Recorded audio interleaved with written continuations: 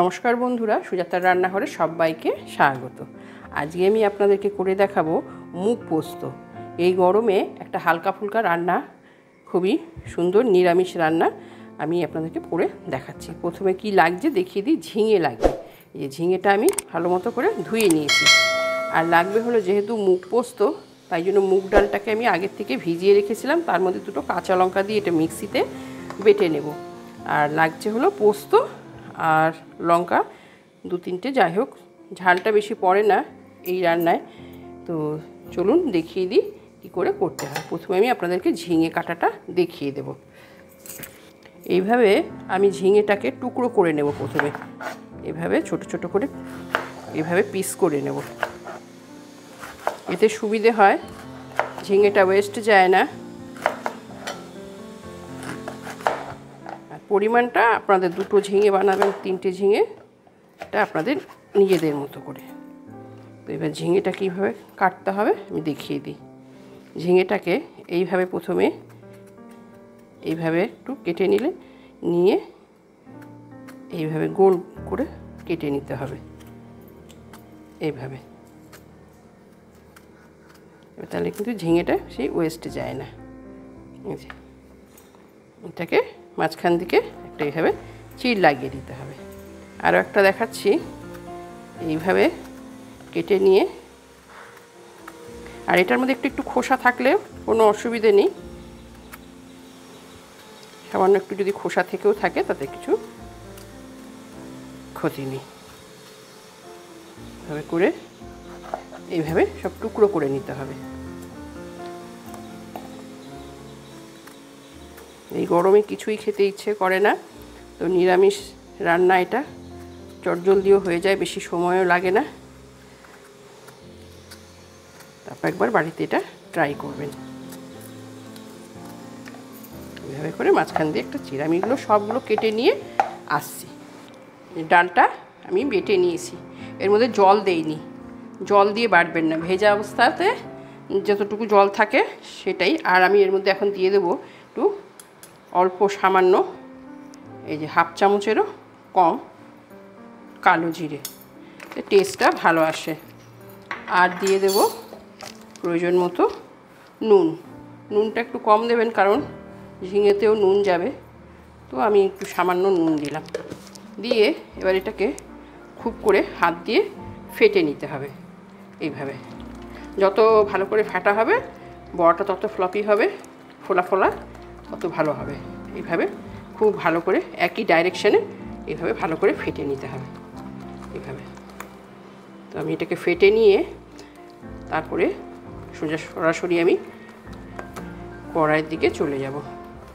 পোস্তটা বাটা হয়ে গেছে আমার, এইভাবে ভালো করে ফেটিয়ে নিয়ে আসছি। চলুন রান্নাটা শুরু করা যাক। কড়াইটা আমার তেতে গেছে, অনেকক্ষণ আগে একটু বসিয়ে রেখেছিলাম। এবার দিয়ে দিলাম তেল। তেলটা দেওয়ার পরে এর মধ্যে এখন এই বড়াগুলো আমি ভেজে নেব।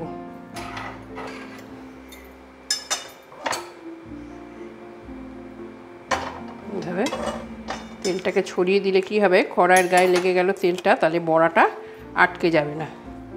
এবার আমি বড়াগুলো আগে প্রথমে ভেজে নেব। এভাবে বড়াগুলো খুব একটা বড়ও করবেন না, আবার একটা ছোটও না, একটু মাঝারি ধরনের হবে।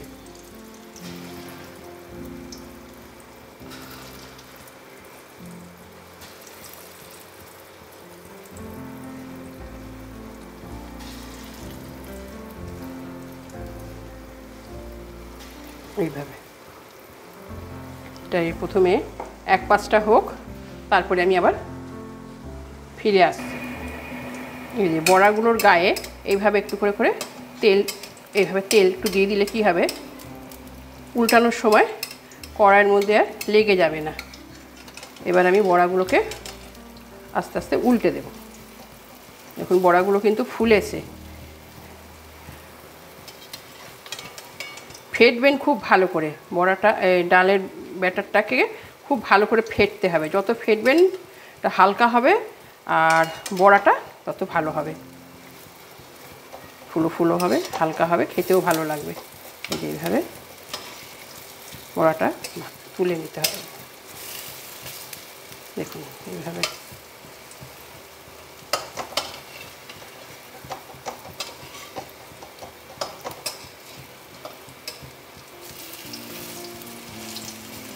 এইভাবে তাহলে এই পিঠটা হয়ে নেবে, হয়ে নিক, তারপরে আমি সব বড়াগুলো এক একে করে নিয়ে ফিরে আসছি।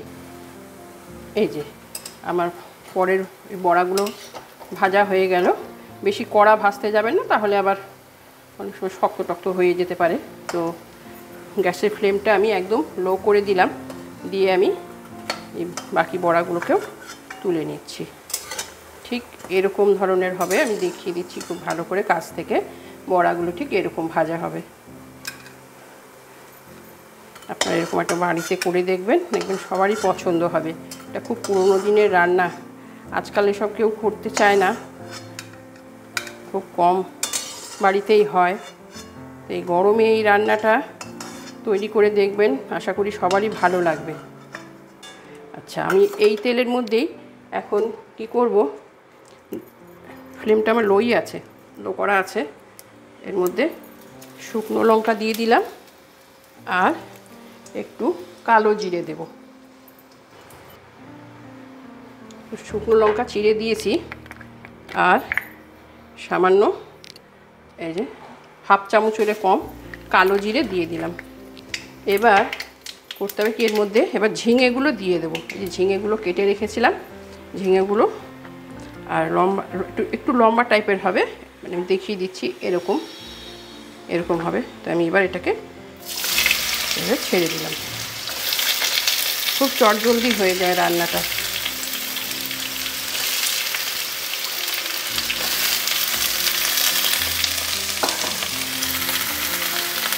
এবার ফ্লেমটা মিডিয়াম টু লো করলাম, করে এবার ঝিঙেগুলো একটু ভেজে নিতে হবে।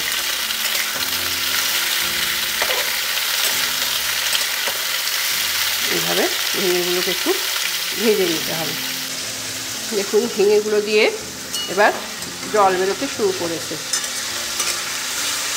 এটা 5 মিনিট আমি একটু নেড়ে চেড়ে নিয়েছি। এই সময় আমি এর মধ্যে দিয়ে দেব সামান্য নুন। মনে রাখতে হবে বড়াতেও নুন আছে, তো প্রয়োজন মতো নুন, বেশি না, লাগলে দেওয়া যাবে, বেশি হয়ে গেলে আবার কিছু করা যাবে না। আর দিতে হবে সামান্য হলুদ, হলুদটা আমার বাড়ি, দিয়ে আবার আরেকটু নাড়ব। এইভাবে আরেকটু নেড়ে নিলাম। এবার আমি এর মধ্যে দিয়ে দেব পোস্ত বাটা। পোস্ত বাটাটা অতটা কষতেও হবে না, পোস্ত বাটাটা এইভাবে দিয়ে দিলাম, দিয়ে একটু এভাবে নেড়ে নিতে হবে। সামান্য, বেশি কিছু ভাজাভুজির দরকার নেই, পোস্তটা অত কষতে হবে না, একটু কাঁচা কাঁচা থাকলেও কোনো অসুবিধে নেই। আপনারা কে কোথা থেকে দেখছেন, দেশের বাইরে, এবং রেসিপি কেমন লাগলো আমাকে একটু কমেন্ট বক্সে কমেন্ট করে জানাবেন। আচ্ছা, এই সময় আমি এর মধ্যে দিয়ে দেব সামান্য, অতি সামান্য একটু চিনি। নিরামিষ তরকারিতে একটু মিষ্টি দিলে ভালো লাগে, অপশনাল, দিতেও পারেন নাও দিতে পারেন। এবার আমি এর মধ্যে বাকি পোস্তের জলটা, শিল ধোয়া জল, আমি পোস্তটা সবসময় শিলেই বাটি, টেস্টটা খুব ভালো আসে। এইভাবে জল দিলাম, অতিরিক্ত জল দেওয়ার দরকার নেই, মানে বড়াগুলো একটু সেদ্ধ হবে এরকম জল দিতে হবে, অতিরিক্ত জল নয়। এই মিক্সিটা ধোয়া জলগুলো একটু দিয়ে দিলাম, দিয়ে এই সময় একটু নুন, একটু ঝাল সব চেক করে নিতে হবে। মানে এটার মধ্যে একটু নুন পড়বে, নুন কম লাগছিল, তো আমি একটু নুন দিলাম, দিয়ে করে একটু নেড়ে নিলাম।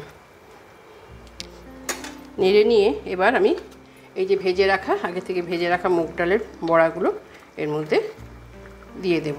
এই সময় ফ্লেমটা একটু মিডিয়াম টু লো রাখবেন।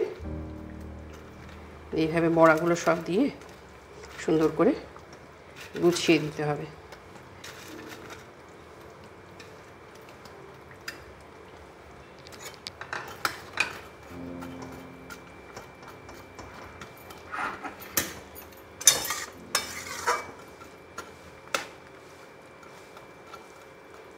দিয়ে এটাকে আমি একটু ঢাকা চাপা দিয়ে রাখছি, তারপরে আবার ফিরে আসছি। ফিরে এলাম, হয়ে গেছে রান্নাটা আমার। দেখুন কত সুন্দর, রঙটাও যেমন ভালো হয়েছে তেমন বড়াগুলো নরম হয়ে গেছে, সুন্দর হয়ে গেছে রান্না। এবার কমপ্লিট হয়ে গেছে। এর মধ্যে এখন কি করতে হবে, কাঁচা সর্ষের তেল একটু ওপর থেকে ছড়িয়ে দিতে হবে। এইভাবে কাঁচা সর্ষের তেল 2 চামচ ছড়িয়ে দিলাম এবং গ্যাসের নবটা আমি অফ করে দিলাম। রান্নাটা হয়ে গেল। চলুন পরিবেশন করে দেখাই। পরিবেশন করে দিলাম মুগ পোস্ত। আশা করি রেসিপিটা সবার পছন্দ হবে। কমেন্ট বক্সে কমেন্ট করে জানাবেন, খুশি হব। দেশের থেকে দেখছেন, দেশের বাইরে থেকে দেখছেন, যেই প্রান্ত থেকেই দেখুন না কেন, একটু কমেন্টের সাহায্যে আমাকে জানালে পরে ভালো হয়, উৎসাহ পাই। তো আজকে এই গরমে আর টেকা যাচ্ছে না, প্রচণ্ড গরম। এটা বিদায় নিচ্ছি। পরবর্তী নতুন রেসিপি নিয়ে আবার আপনাদের সামনে হাজির হয়ে যাব। ততক্ষণ সবাই ভালো খান, সুস্থ থাকুন। Bye bye.